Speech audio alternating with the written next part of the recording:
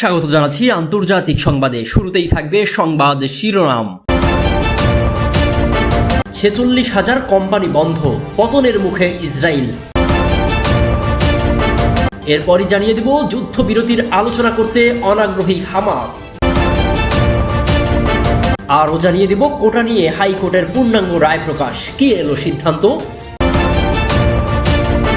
আর সর্বশেষ জানাবো ক্রীড়াঙ্গনে সবচেয়ে বেশি ভুল তথ্যের শিকার হন সাকিব আল হাসান। এতক্ষণ জানাচ্ছিলাম সংবাদ শিরোনাম, এবার থাকবে বিস্তারিত। 46,000 কোম্পানি বন্ধ, পতনের মুখে পড়ছে ইসরায়েল। ইসরায়েলের বেনিয়ামিন নেতানিয়াহু সরকারকে একটি পতনশীল সরকার হিসেবে উল্লেখ করছে দেশটির হিব্রু ভাষার সংবাদ মাধ্যম মারিভ। গণমাধ্যমটি জানিয়েছে, গাজায় আগ্রাসন চালাতে গিয়ে ইসরায়েলের অর্থনীতিতে মারাত্মক ধ্বংসাত্মক প্রভাব পড়েছে এবং অধিকৃত অঞ্চলে 46,000 ইসরায়েলি কোম্পানি বন্ধ হয়ে গেছে। আল মায়াদিন সহ আন্তর্জাতিক গণমাধ্যমগুলো জানাচ্ছে, ইসরায়েলের ঝুঁকি ব্যবস্থাপনা কোম্পানি কোসেফ বিডিআইয়ের নির্বাহী পরিচালক ইউএল আমির গত বুধবার মারিফকে দেওয়া এক সাক্ষাৎকারে জানিয়েছে, গাজা যুদ্ধ শুরু থেকে অধিকৃত অঞ্চলে 77% ব্যবসা প্রতিষ্ঠান বন্ধ হয়ে গেছে। বন্ধ হওয়া প্রতিষ্ঠানগুলোর মধ্যে 35,000 ছিল ছোট আকারের, যেগুলো সর্বোচ্চ 5 জন কর্মচারী দিয়েও পরিচালনা করা যেত। এমনকি চলতি বছরের শেষ নাগাদ 60,000 ইসরায়েলি কোম্পানি বন্ধ হয়ে যাবে বলে আশঙ্কা প্রকাশ করেছে কোসেফ বিডিআইয়ের সিও। ইসরায়েলি সূত্রের বরাত দিয়ে মেহের নিউজ জানিয়েছে, গাজা যুদ্ধের ফলে দখলকৃত অঞ্চলের বিভিন্ন বাণিজ্যিক খাত, বিশেষ করে শিল্প, পর্যটন, কৃষি ও সেবা খাতের ব্যাপক ক্ষতি হয়েছে। অঞ্চলগুলোতে এখন বিদেশি পর্যটক নেই বললেই চলে। ফাঁস হওয়া তথ্য অনুসারে ইসরায়েলি কোম্পানিগুলো খুব কঠিন চ্যালেঞ্জের মুখোমুখি। চ্যালেঞ্জগুলোর মধ্যে রয়েছে শ্রমের ঘাটতি, বিক্রয় হ্রাস, সুদের উচ্চ হার, পরিবহন ও কারিগরি সমস্যা, কাঁচামালের ঘাটতি এবং যুদ্ধ কবলিত অঞ্চলে কৃষি জমিতে প্রবেশাধিকার ঝুঁকি এবং সেই সঙ্গে ক্রমবর্ধমান অধিগ্রহণ খরচ।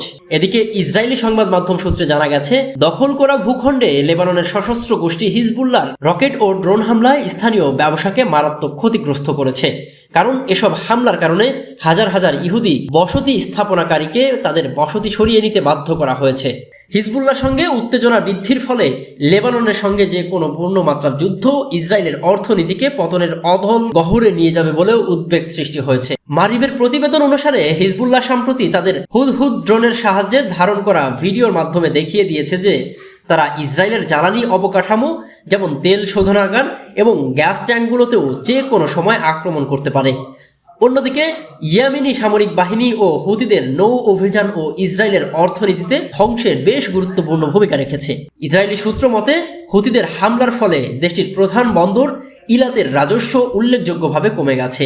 2023 সালের 7 অক্টোবর থেকে পশ্চিমা দেশগুলোর পূর্ব সমর্থন নিয়ে ইসরায়েলি শাসক গোষ্ঠী ফিলিস্তিনের অসহায় নিপীড়ন জনগণের বিরুদ্ধে গাজা উপত্যকা এবং পশ্চিম তীরে ব্যাপক গণহত্যা শুরু করেছে। এরপরেই ইসরায়েলের এই ব্যবসার মারাত্মক ক্ষতির মুখে পড়তে থাকে। এদিকে যুদ্ধবিরতি আলোচনা করতে অনাগ্রহী হামাস। দখলদার ইসরায়েলের সঙ্গে চলমান যুদ্ধবিরতি আলোচনা থেকে সরে যাওয়ার সিদ্ধান্ত নিয়েছে হামাস। ইসরায়েলিদের গণহত্যা এবং আলোচনার ক্ষেত্রে তাদের বিরূপ আচরণের কারণে এমন সিদ্ধান্ত নিয়েছে হামাস। হামাসের এক জ্যেষ্ঠ নেতার বিবৃতি থেকে এটি জানা যায়। হামাসের ওই জ্যেষ্ঠ নেতা আরও বলেছেন, তাদের প্রধান নেতা ইসমাইল হানিয়া আন্তর্জাতিক মধ্যস্থতাকারীদের বলেছেন, দখলদাররা আলোচনায় সিরিয়াস নয়, গণহত্যা অব্যাহত রেখেছে তারা। এই কারণে আমরা আলোচনা স্থগিত করে নেওয়ার সিদ্ধান্ত নিয়েছি। টাইমস অফ ইসরায়েলের এক প্রতিবেদনে এই তথ্য প্রকাশ করা হয়েছে। গতকাল শনিবার গাজার নিরাপদ অঞ্চল হিসেবে ঘোষণা দেওয়া আল মাওয়াসি এলাকায় প্রাণঘাতী বিমান হামলা চালায় ইসরায়েলি বাহিনী। ইসরায়েলের ওই হামলায় সেখানে 90 জনেরও বেশি ফিলিস্তিনি নিহত হন। হামাসের একজন কর্মকর্তা বলেন, ঘোষিত নিরাপদ অঞ্চলে ইসরায়েলি বাহিনীর এই হামলা উত্তেজনার গুরুতর বৃদ্ধি। এর মাধ্যমে ইসরায়েল যে যুদ্ধবিরতি চুক্তিতে পৌঁছতে আগ্রহী নয় সেটা পরিষ্কার হয়েছে। এদিকে কোটা নিয়ে হাইকোর্টের পূর্ণাঙ্গ রায় প্রকাশ করল আজ। প্রথম ও দ্বিতীয় শ্রেণীর সরকারি চাকরিতে মুক্তিযোদ্ধা সহ কোটা পদ্ধতি বাতিলের পরিপত্র অবৈধ ঘোষণা করে হাইকোর্টের দেওয়া পূর্ণাঙ্গ রায় প্রকাশিত হয়েছে।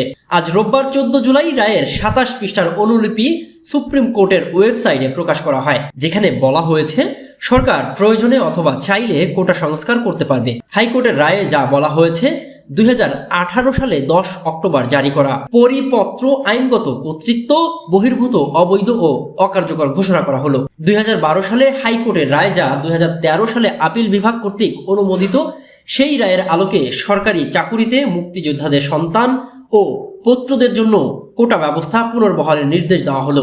সেই সঙ্গে জেলা নারী বিশেষ চাহিদা সম্পন্ন ব্যক্তি ও ক্ষুদ্র নৃগোষ্ঠীর জন্য কোটা বহাল রাখার নির্দেশ দেওয়া হয়েছে। এই আদেশ পাওয়ার 3 মাসের মধ্যে এই সংক্রান্ত প্রজ্ঞাপন জারির নির্দেশ দেওয়া হলো। সরকার যদি কোটা বহাল রেখে এর পরিবর্তন বা কোটার সংখ্যা হ্রাস বা বৃদ্ধি ঘটায়, সেক্ষেত্রে এই রায় কোনো বাধা হবে না। যদি কোটায় পদ পূরণ না হয়, তাহলে মেধা তালিকা থেকে শূন্য পদে নিয়োগ দেওয়ার স্বাধীনতা কর্তৃপক্ষের থাকবে। এর আগে গত 5 জুন সরকারি চাকরিতে প্রথম ও দ্বিতীয় শ্রেণীর মুক্তিযোদ্ধা কোটা পদ্ধতি বাতিলের সিদ্ধান্তে অবৈধ ঘোষণা করেন বিচারপতি KM কামরুল কাদের ও বিচারপতি খিরিজ হায়াতের হাইকোর্ট বেঞ্চ। এরপর 9 জুন হাইকোর্টের রায় স্থগিত চেয়ে আবেদন করে রাষ্ট্রপক্ষ। সেদিন এই আবেদন শুনানির জন্য আপিল বিভাগে পাঠিয়ে দেন চেম্বার আদালত। গত 4 জুলাই প্রধান বিচারপতি ওবায়দুল হাসানের নেতৃত্বে 6 বিচারপতির আপিল বেঞ্চে সরকারি চাকরির প্রথম ও দ্বিতীয় শ্রেণীর মুক্তিযোদ্ধা কোটা পদ্ধতি বাতিলের সিদ্ধান্ত অবৈধ ঘোষণা করে হাইকোর্টের দেওয়া সেই রায় আপাতত বহাল রাখার নির্দেশ দিয়েছে। পরে 10 জুলাই হাইকোর্টের দেওয়া রায়ে 4 সপ্তাহের জন্য স্থিতি অবস্থা দেন আপিল বিভাগ। এর আগে 2018 সালের 4 অক্টোবর সরকারি চাকরিতে প্রথম ও দ্বিতীয় শ্রেণীর পদে সরাসরি নিয়োগ বিদ্যমান কোটা পদ্ধতি তুলে দিয়ে পরিপত্র জারি করে জনপ্রশাসন মন্ত্রণালয়। এদিকে ক্রীড়াঙ্গনের সবচেয়ে বেশি ভুল তথ্যের শিকার হয়েছেন সাকিব আল হাসান। গত 6 মাসে ক্রীড়াঙ্গনে ছড়িয়ে পড়া 329টি ভুল তথ্য শনাক্ত করেছে রিউমার স্ক্যানার। এসব ভুল তথ্যে জড়ানো হয়েছে 82 ব্যক্তি, প্রতিষ্ঠান ও দলকে। ক্রীড়াঙ্গনে ভুল তথ্যগুলো বিশ্লেষণ করে দেখা গেছে ক্রিকেট আর ফুটবল এই দুই ক্ষেত্রেই শুধু গত 6 মাসে ভুল তথ্য ছড়িয়েছে 329টি। এই দুই ক্ষেত্রের মধ্যে অনুমিতভাবেই এগিয়ে আছে ক্রিকেট নিয়ে ভুল তথ্য। গত 6 মাসে ক্রিকেট সংশ্লিষ্ট 307টি ভুল তথ্য শনাক্ত করেছে রিউমার স্ক্যানার। ক্রিকেটার, কোচ, সংগঠন, দল, ক্রিকেট বোর্ড এবং ICC কে জড়িয়ে প্রচারিত এসব ভুল তথ্যে সবচেয়ে বেশি শিকার হয়েছেন সাকিব আল হাসান, যিনি 58টি ভুল তথ্যের শিকার হয়েছেন। পরের 2 অবস্থানে আছেন যথাক্রমে তামিম ইকবাল 36 এবং মুস্তাফিজুর রহমান 23টি। এছাড়া এই তালিকায় অন্তত 5টি ভুল তথ্যের শিকার হয়েছে এমন ব্যক্তিদের মধ্যে আছেন মুশফিকুর রহিম 9টি, রিশাদ হোসেন 5টি, তাওহিদ হৃদয় 5, লিটন কুমার 7টি, ইমরুল কায়েস 5টি, বিরাট কোহলি 10টি, শরীফুল ইসলাম 5, মহেন্দ্র সিং ধোনি 16টি, গ্লেন ম্যাক্সওয়েল 6টি, মাশরাফি বিন মুর্তজা 14টি এবং সৌরভ গাঙ্গুলি 5টি। ক্রিকেটের বাইরে ফুটবল সংশ্লিষ্ট বিষয়ে গত 6 মাসে ভুল তথ্য শনাক্ত করা হয়েছে 12টি। এর মধ্যে সবচেয়ে বেশি ভুল তথ্যের শিকার হয়েছেন এমন তালিকার প্রথম 3 অবস্থান রয়েছে যথাক্রমে আর্জেন্টিনার লিওনেল মেসি 7টি, পর্তুগালের ক্রিস্টিয়ানো রোনালদো 3টি এবং ব্রাজিলের নেইমার জুনিয়র আর বাংলাদেশের জামাল ভুঁইয়া 2টি করে।